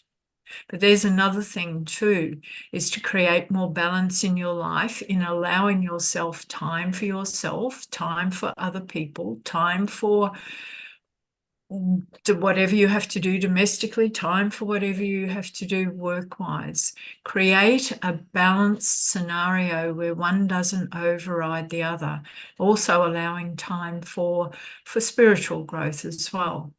So by maintaining a balance in your life, everything else will help to level out, and you're going to feel a lot better. But well done for enduring the roller coaster. It may continue in that way, but just enjoy it. Be the thrill seeker. I was never one for roller coasters, but in hindsight, when you look back and you see how much you learn about yourself by embarking on that rapid ride, it is very, very encouraging. So just be a little bit easier on yourself and watch your input. Trust your gut on what is correct for you and stay away from fear-based scenarios. Yeah, I love that. I mean, we're going to spend time on anything. Let's spend it in that higher vibration. High frequency, yeah. Love it. Okay. Arkasumi 64. I'm on meds after cardiac bypass in 2020, which are now making me feel horrible. I have made major life changes and feel like the meds are now making the things worse. If I'm going to take back my own power over my own body and health, is it wiser to rely on my doctor's traditional Western medicine mind you, to take me off of the meds or to take myself off? I am researching QHHT practitioners to help with this question, but would appreciate a non-Western medicine point of view from some with a similar mindset to mine. Thank you so much. Love to you, and so love to Judy, to Daniel, and to Commander, and to Tracie. We'll put it that way because yeah, these were written for Daniel, but obviously the higher self knows who's going to answer them. So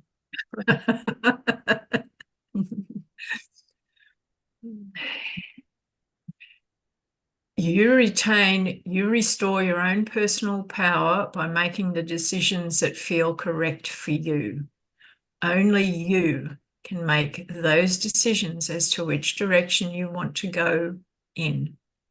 It would certainly be of assistance to have a QHHT session to understand why you had the heart issues in the first place. Where is it in your life that you cease to experience joy? Just ponder, just go within, and you've already feeling your way by making the lifestyle changes that you said. You're feeling the effects of what you are ingesting. So the ultimate decision comes down to you and what feels right for you. And there are many ways that you can explore alternatives. So make a decision to take a positive step in the direction that you feel guided to do, and simply do it. Everything else will pan out following you making that decision, being back in control of yourself. And be it going the medical road or the non-medical road, staying on the meds, getting off the meds, you do what feels right for you. wonderful. It's great advice. Okay, another name that's going to be a mind twister for me. Andrzej Stanowski Maja. And that's, sorry about that. I know I butchered that one, but you'll know who you are. Okay. You once said my other current incarnations are spread around the earth like acupuncture needles. Do you have any advice on how to meet another version of me, and how would I know that is them once I meet them? Thanks and love to all. You could put it out there to meet the other versions of yourself, but you will know because of the frequency. You will recognize the frequency. It's not a question of names, it is frequency. And when you recognize that frequency, you will know it.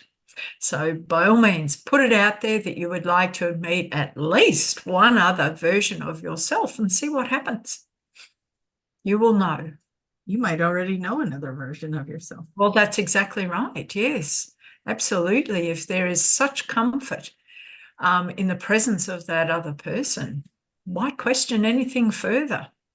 Many of us have many, many, many aspects on the planet all over the place at this particular point in time. And it's quite it's a rather interesting concept to behold, because go through the process. Does that person look like me? Is it like a twin-like situation? I don't think that's the scenario, but you will feel them, you will know them.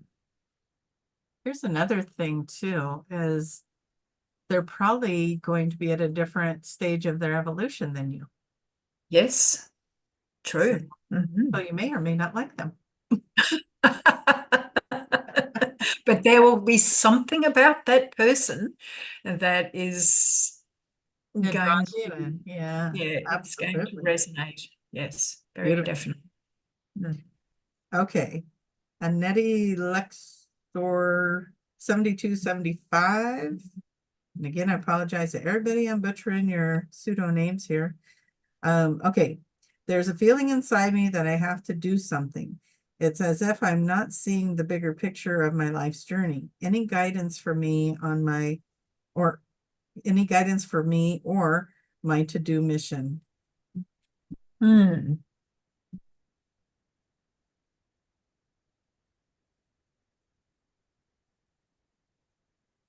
Many people experience this need, this feeling that there must be something that they have to do. And it becomes, what is it? What is it? What is it that I have to do? And often it is very simply just being themselves. And in being themselves and being true to themselves, they affect many, many people around them. In other words, they're being an example to those that are around, that can gain inspiration by however it is that you present yourself. So I would be going inside and asking the question of yourself, am I just to be, or is there a task? Is there a particular direction that I need to go? Once again, it's putting the responsibility back to you to go within and just simply ask the question, am I just to continue as I am? Because how do you know what you are really doing? It may be your mere presence activates people in a certain way, or somehow ignites something within them. So it's not always a case of going out and doing something. It's often very much a case of just being the best version of you, listening to yourself, following your own inner guidance, following what you're prompted to do. That in itself sets such an example to others around you to trust themselves as well. So go within yourself and ask that question. Beautiful. I agree. It's a powerful thing. It's very empowering. Yes, and trust yourself, trust your answers. Don't second guess, just trust what comes. The biggest thing that humanity has, one of the biggest problems, is trusting their own inner guidance. They're always second guessing, always questioning, always asking others, am I right? Am I right? Am I right? Just trust it and flow with it. I like that. Don't look outside yourself for that answer. Yeah. All right. Lyran Starseed Soul Marion. I am wondering, what is my soul's connection to Arcturians? They were the first starseed I was drawn to, even though I have been told now that my soul origin is from Lyra. But why am I drawn to Arcturians and resonate with them so much? Thank you. Well, we are all from different beings. Being here on the planet Earth, we have so many different civilizations contained within us. It's no different from the star groups. But maybe it is at this point in time that the frequency of the Arcturians is what you're relating to at this particular point in time. And then it may move on to Palladians or the Lurans or anywhere else. We always are drawn to what we need, to the frequency of what we need at any given time. So if you're identifying with Arcturians at this point, so be it. Just flow with it and receive what you need to receive, align with what you need to align with. Mm-hmm. Yeah, there definitely can be more than one connection for you. You might sit on councils for multiple different groups. So there's a lot of things that can connect you to that. So let's go with that other answer where go into a meditation and ask those questions because your higher self knows the answers. Very cool. Okay. Conscious Evolution 37. My kids just lost their grandmother a few months ago and are now having a hard time living with their mother, my ex-wife, due to her spiraling out of control. It's becoming more difficult for my twin boys and for all involved. Very complicated situation. Any guidance on how to best proceed? I usually trust that everything will just work itself out and that we are divinely guided, but my concern grows daily.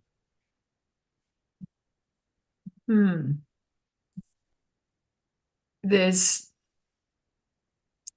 a little bit more information would have been helpful in understanding the relationship of the boys living with their grandmother or living with their grandmother and mother.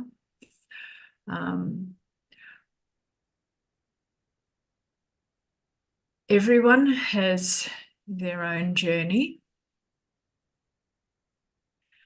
and the boys are experiencing what they have potentially signed up to experience, but they are together and they have each other.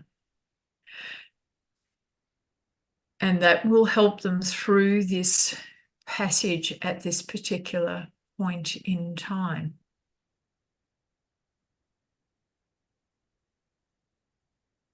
Showing them your love and support will help them immeasurably.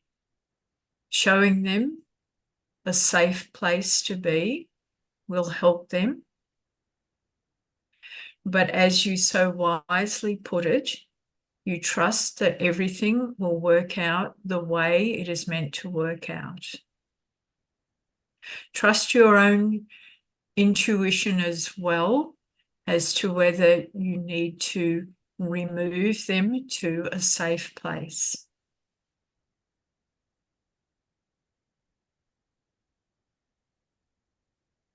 In that situation, only you can determine. So you need to focus on your own intuition regarding what you need to do there.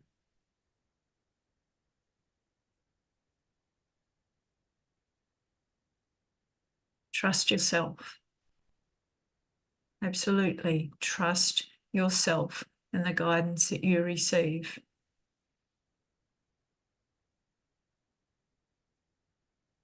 Okay. I want to add in there, just looking at this while you were tuning into that, Commander. I feel like the ex-wife could really use some love and support. There must have been a closeness there with her mother or something that is causing her to spiral out of control. So can we all just send some love to her and to the boys and to the one asking the question here, because that's a lot to go through, and it is a delicate situation, just as he stated, it's delicate, and there's just a lot of love and support that could be offered there for everyone involved. But yeah, trusting that guidance, knowing if there's a push there to follow it. Very good advice. Okay. Next one, Darlene Socian, energetic educator.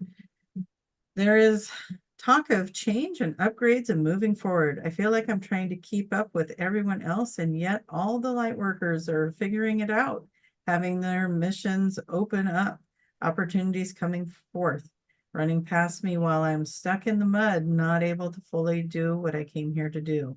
I don't want frustration to be my main emotion I function from. I'd prefer to be grateful and tapped into my soul and her life. So much to accomplish, yet years go by and here I still am. This doesn't feel like the mission I came here with, my gifts to live. Thank you. Timing, darling, timing.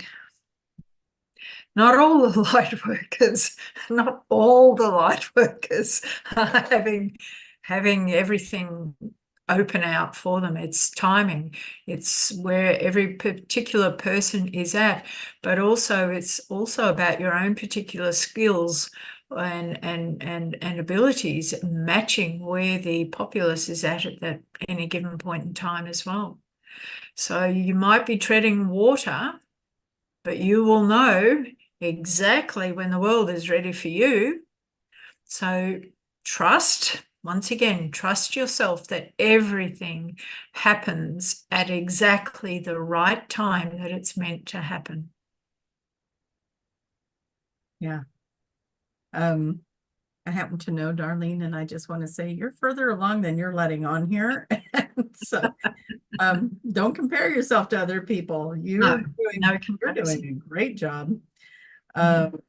So thank you. I'm actually glad you got that question because I do know who she is, and then I might have a little bias with that, but it was so nice to get that fresh answer from you. So thank you so much for that. Okay. User NP1SI. Wow, that's fun. Henia, could you please share some of the ascension symptoms we may anticipate and what is going on in our vibrational fields with these? I recently had nausea over several days, as did some friends with no logical explanation. A lot of people have been getting kind of sick and having symptoms similar to that. I'm curious, Commander, what do you have to say about that? Well, there are so many energies coming into the planet. There's so many things happening. Or the sunspots is all upsetting our whole equilibrium as we process and learn to integrate those energies. So yes, definitely part of the whole shifting process, isolating it to maybe the sun's activities, potentially it is. There is so much going on. There is so much shifting and shaking and stirring up and at deeper levels within us that we're just not aware of. So just be patient with yourself, just be caring with yourself, just be nurturing with yourself whenever these things come along. Moments of dizziness, sleepiness, just absolutely no energy whatsoever. All these things are part of this whole process of shifting and changing, and it can be hard on the physical body as well in order to process all these changes. So just nurture yourself whenever you're feeling a little bit under par with, and it's inexplicable. Be encouraged by the fact that other people around you are also experiencing the same, and just know that it's for our greater benefit.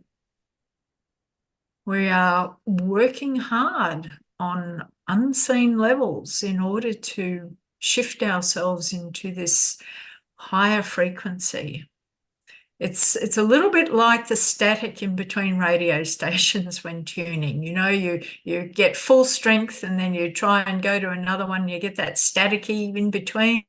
Well, that's just like what's happening with the body. It's just staticky and it's shaking it up and it's being experienced in different ways until you get into that flow again, and then you're right.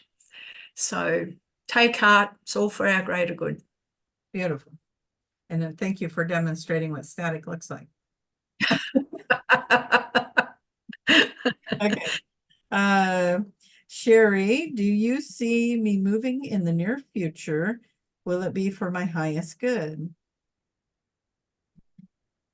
Sherry, I'm going to throw that back to you. How do you feel about moving in the near future? Does it feel right to do so? Or are you coming from a more, what's the word? Are you coming from a more mental approach about moving? You have to tune in and feel how you feel about this, contemplating shifting. If it feels right, then go for it. Be courageous. It can be opening up a whole new set of experiences and a whole new chapter in your life. If you're doing it from a mental aspect, then have a look at why it is that you are thinking along these lines. Always go by what feels right for you. And if it feels right, go for it. What do you have to say of, will it be in my highest good? You will know if it's in your highest good if you follow your gut feeling, your feeling in your heart, your intuition, because your highest good, your highest self, your team does not direct you in ways that is not for your highest good. It is always for your highest good if you trust your guidance. Yeah, nice. Okay. You guys and your YouTube names are cracking me up because you're making my head hurt. Let's see. I'm just gonna spell it. HAMDINASMELCER 9890. Possible opportunity is in the horizon for my family to move to a different country. I wonder if it is in the divine plan for us. Well, it sounds like really close to what the last question was. It does indeed. Yes. Once again, I will throw that back to you. Does it feel right? Yeah. What is it going to open up for you? If it feels right, go for it. Mm-hmm. That's your very best guide. Wonderful. All right. Carol Brinkman 6007. What advice or insights does my dad have for me at this time regarding relationships, moving, the rainbow, and the Marna and baby mama and baby deer? Carol. And anything else that might be. All right. Carol. What does she need to know? Does her dad have a message for her? Carol, you need to tune in. Okay? This has been a continuing message to you time and time and time again, and I say it with the greatest love, not judgment, nothing else. The greatest love, the greatest gift to yourself is going inward and listening.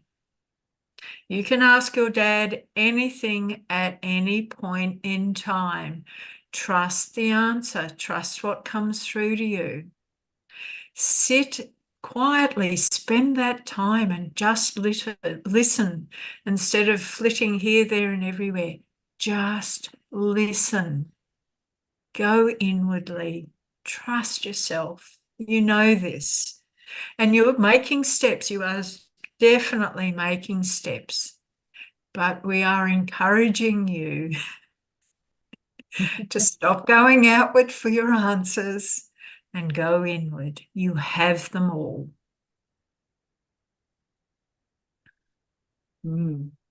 So much going on there.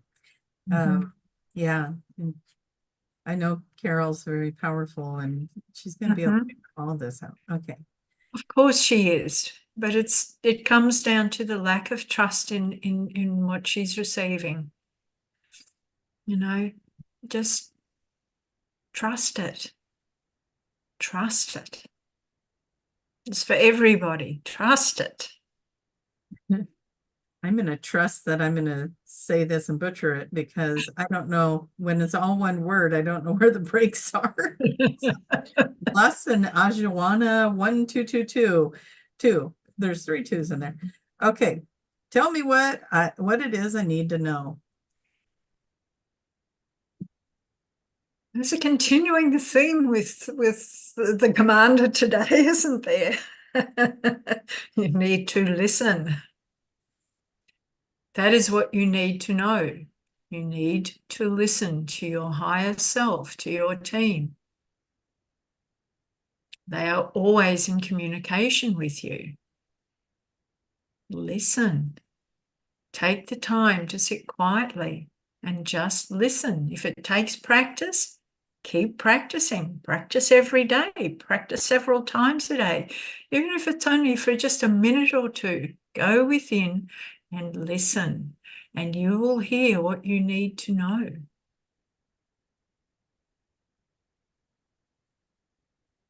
Absolutely. Okay. This one's from Janice Griffin, 7278. How do I go about opening a Stargate, which I am told by Spirit I am tasked to do?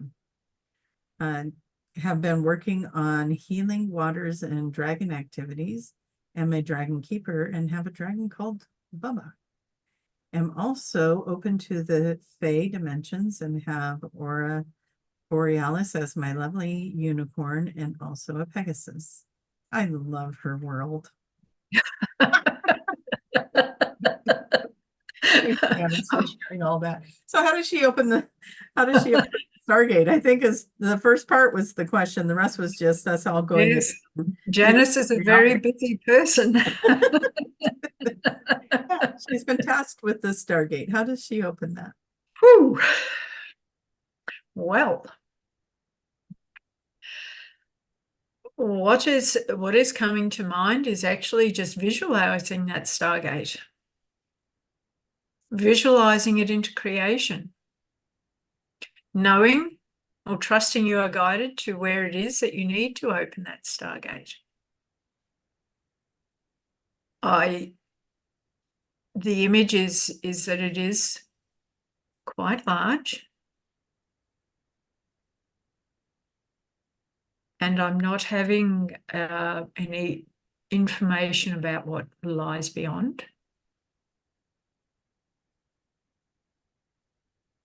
But simply just imagine it, create it, wherever it is appropriate to do so. And you will know that.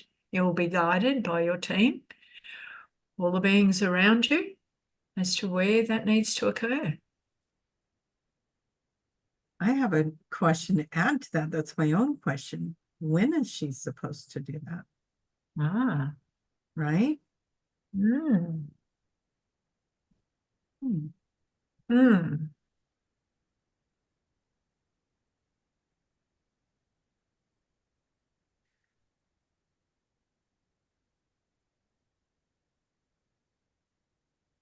The human mind loves dates, times. But it's a question of when it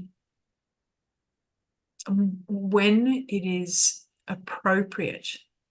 And that appropriate time can shift depending on many, many things.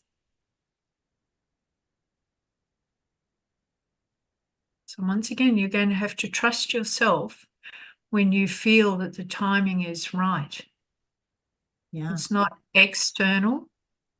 It's not an external, as we perceive time, like a full moon or a solstice or anything like that. It doesn't work that way. It doesn't work that way for what you're doing here. You have to know, you have to feel when that time is right, and you will feel when that time is right is when you're working with the different energies, the different frequencies around you, and you will know the exact moment when that has to occur. Once again, it will be in perfect alignment. Wonderful. Okay, so here's some confirmation about how psychic Carol is. She wrote in the comments, I knew you were going to say that.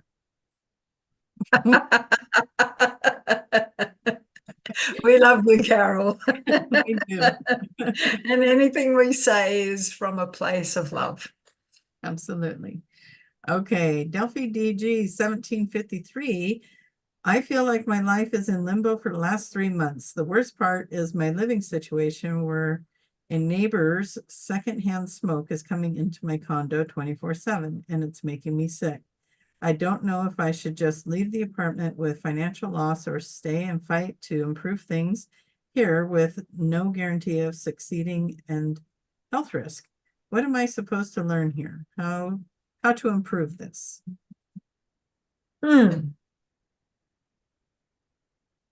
Well, there are some practical things that you could do, in as much as having a big fan that blows the smoke back.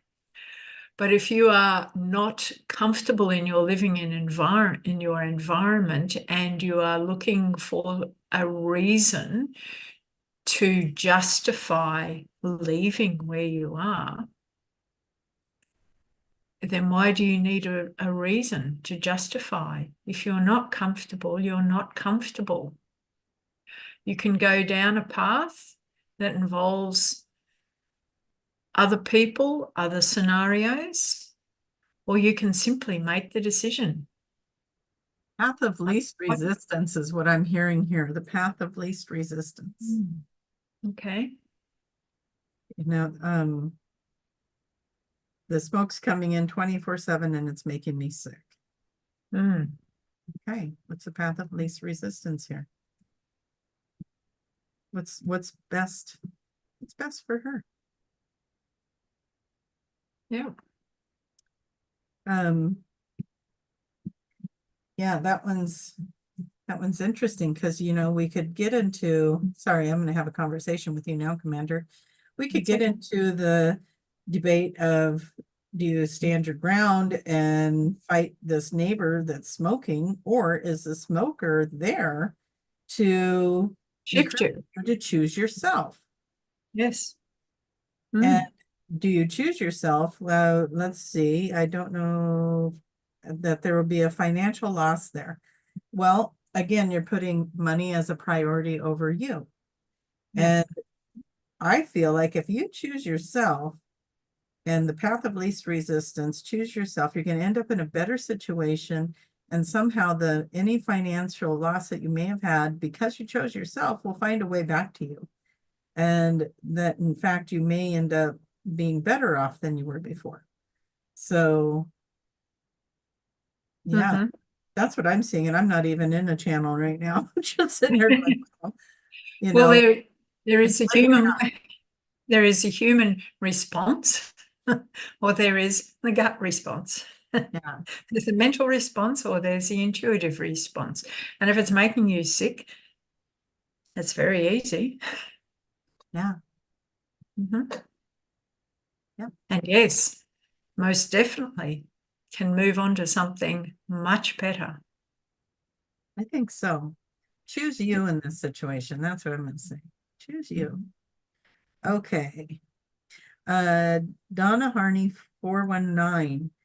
My daughter has finished her psychology degree in the UK. She wants to progress. She wants to progress to help with autism and mental health in children.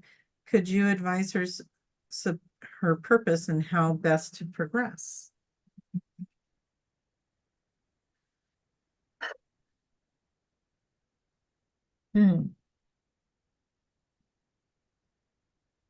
once again, it comes back to it. Well, it comes back to her and her choosing the path that she feels is the correct path for her.